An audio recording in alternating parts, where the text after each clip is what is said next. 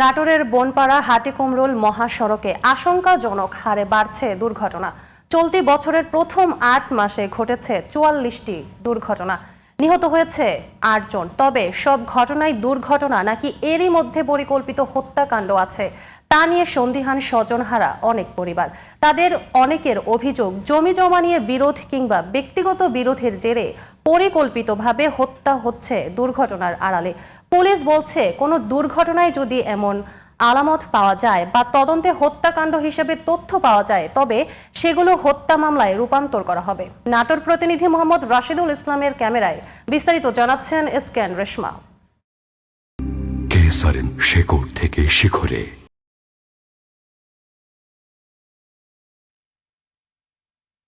2025 সালের 24 মার্চ সকালে সিরাজগঞ্জের তাড়াশ উপজেলার হিমনগর এলাকা থেকে মোটরসাইকেলে আদালতে হাজিরা দিতে যাচ্ছিলেন চাচা ভাতিজা রোকন ফারুকী ও নাসিরউদ্দিন নান্টু।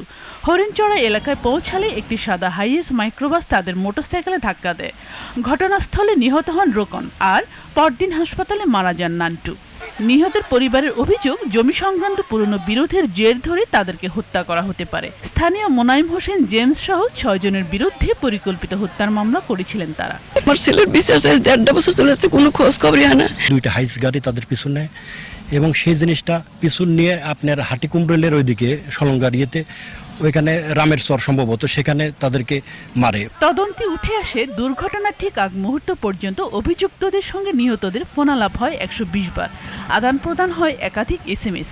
তারপরও তৎকালীন SI আলমগীর হোসেন বিষয়টি যথার্থ তদন্ত না করে সাদা কাগজে স্বাক্ষর নিয়েছেন বলে অভিযোগ পরিবারের। ঘটনার সম্পূর্ণ তথ্য প্রযুক্তিতে সম্পূর্ণ ঘটনা সত্য, স্পষ্টত বোঝা যাচ্ছে যে এটা একটা পরিকল্পিত খুন। গত 24 জুলাই ভোররাতে বনপাড়া হাটিকুমরুল মহাসড়কের সুতারপাড়া এলাকা থেকে টিকটকার তরুণী মেধার ছিন্ন ভিন্ন মরদেহ উদ্ধার করে পুলিশ। উদ্ধার হয় একটি নম্বরবিহীন মোটরসাইকেল। আহত 2 জন মেহেদি ও পলক প্রাথমিক চিকিৎসা নিয়ে নাটোর সদর হাসপাতাল থেকে কৌশলে পালিয়ে যায়। আমার দৃঢ় বিশ্বাস যে আমার মেয়েকে পরিকল্পিতভাবে হত্যা করা হয়েছে। নিচের অংশটুকু অনেকটুকু একদম বলা যায় যে বাইরে বের হয়ে আছে। পরবর্তীতে আমরা স্পট ডেট দেখে আমাদের বডি ব্যাগে তুলে পুলিশের কাছে হস্তান্তর করি। 2 জন ছেলে যে 2 জন ছিল, ওই 2 জনের শরীরে বিভিন্ন জায়গায় ছিলাফোলা জখম হয়েছে। ঘটনাস্থলে ভিকটিম এই মেধা আর কি টিকটক করে উনি ঘটনাস্থলে মারা যায়। সড়ক দুর্ঘটনা আড়ালে কোনো অপরাধ ঘটছে কিনা তা খতিয়ে দেখা হবে বলে জানিয়েছেন রাজশাহী রেঞ্জের উপমহাপুলিশ পরিদর্শক আশিক সাইদ।